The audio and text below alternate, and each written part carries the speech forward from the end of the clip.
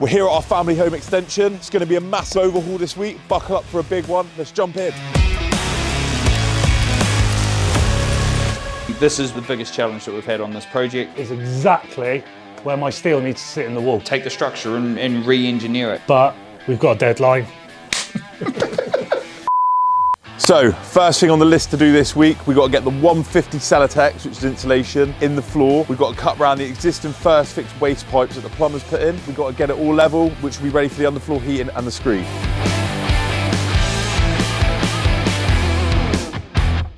So now the Celotex is down, that brings us onto our underfloor heating pipe work. We can run that through, but not until we put the damp-proof membrane down.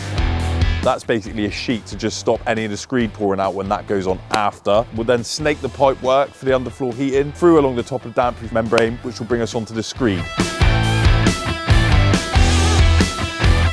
Right, as you can see, the underfloor heating pipes are now down on top of the insulation. They've been fitted on top of a damp-proof course, which the screed then runs into. We've also fitted in expansion gaps all the way around the edge, so once the screed warms up with the underfloor heating, it doesn't crack. We've also marked out the kitchen where all the units are going. That way, when we come to fix the units down to the floor, we don't go through any of the pipes. And last of all the tripods you can see are ready for the screed. Marks out the heights they need to pour to, so they can just pour to that, make it level, bosh, done.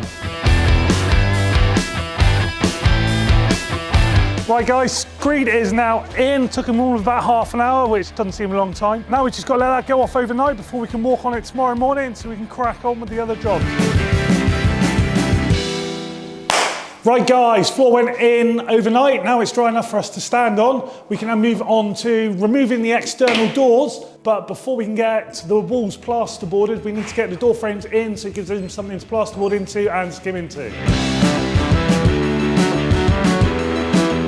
So as you see here, Pete and Mark are now building up a timber frame to go around the sides where the PVC doors were bigger.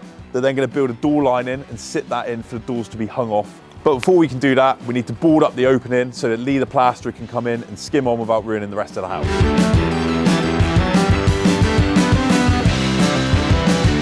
So as you see, Lee's now making his way around, plastering the whole room, doing it all in one hit in one day.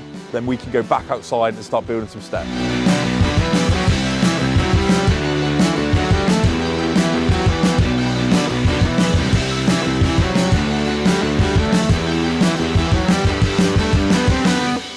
So we've got a bit of a problem.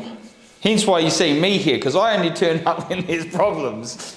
The next phase of this renovation is to open up the rest of the ground floor. At the moment it's really disjointed. You can see there's lots of angular walls. Basically all of the walls in that point are going. In order to do that, we need to have a steel that runs the complete width of the original building. Then we can use that to support all of the rest of the floor structure for upstairs in the house. The challenge that we've got is there's a whole bunch of pipes in the way. We've got a cylinder that's got to come out. We've got a gas feed that's right in the way.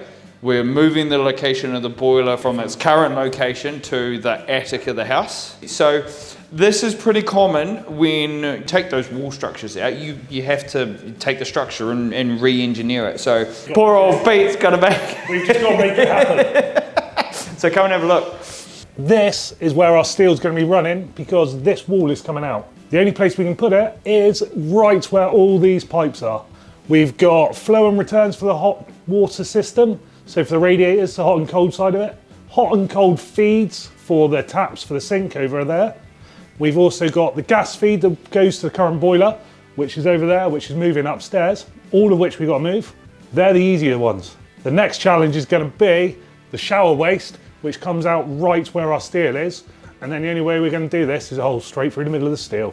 Let's talk a little bit more about what a flow and a return is. From the boiler, which generates all the heat, it then flows from the boiler into radiator number 1. The radiator steals a whole bunch of heat from the hot water. So let's say it goes in at 80, for argument's sake, comes out at 60. That then goes to the next radiator. It goes in at 60, comes out at 40, next 40, 20, and then it goes back to the boiler to get hot again.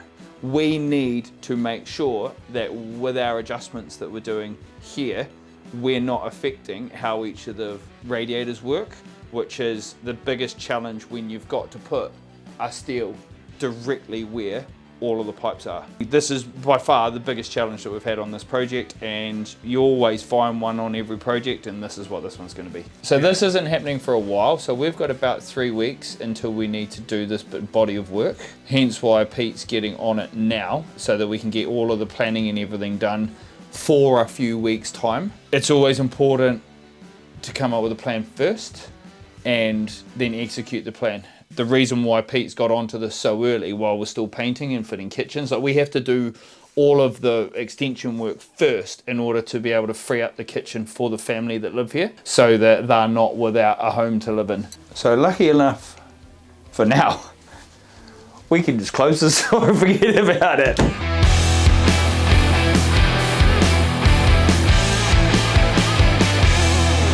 Hi, I'm Jordan. I am the decorator that is going to do this nice work for Silver Fern. Just turned up right now. We are now ready for our magic skills to make the place look nice, but at the minute the boarding's been done. The spreading has all been done. So really what we need is a lick of paint everywhere. This is a really, really important part of the job. We are going to be mist coating. Mist coating is essential to do on bare plaster, bare render, because it has a lot of water inside the paint. If you don't mist coat it, it's really thick stuff stuck on really dusty plaster, and it sits on the top and it doesn't adhere properly, which means that when you get moisture in the room, in a kitchen particularly, you're going to get moisture behind the paint, it's going to peel, and then you've got a whole world of problem, and you don't want that. So this is why we're going to mist coat properly. We're going to use a sprayer today. Obviously we're going to protect all the doors and the windows and bits and bobs with some fancy tape, and just give it a nice good white coat everywhere and get prepared so that we can then put some top coats and do the filling and all the bits and bobs afterwards.